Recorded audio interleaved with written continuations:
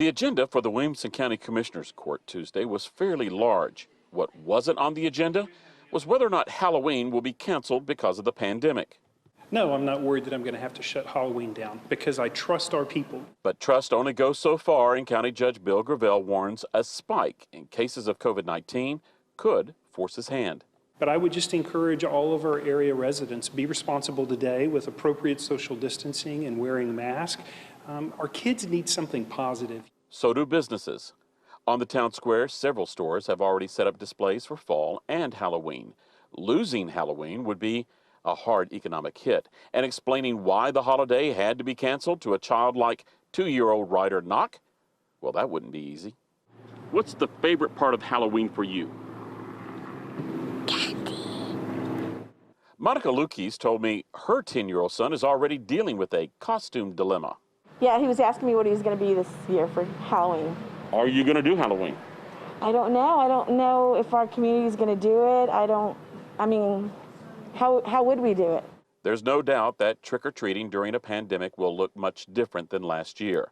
Celebrations at traditional Halloween locations like theme parks and towns like Salem, Massachusetts have already been scaled back. As of Tuesday, no specific federal guideline had been issued for the holiday, so parents will just have to follow the basic rules for COVID-19. I think there should absolutely be a Halloween. If you have young kids, by all means, they want to celebrate Halloween. If there are groups of more than 10, probably Halloween parties not the way to go, but I think definitely if we're going up and down the neighborhood and trick-or-treating and knocking on doors, we should not deprive our kids of that. Members of the 3C Cowboy Fellowship in Salado are providing an alternative to neighborhood trick-or-treating. The church has scheduled what's called Trunk or Treat. It will take place in this big parking lot directly behind me.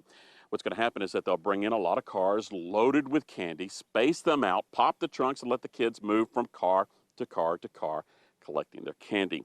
It's something that a lot of churches started doing a few years ago, but mainly to address safety issues. But parents washing their kids' hands between different pickups and drop-offs.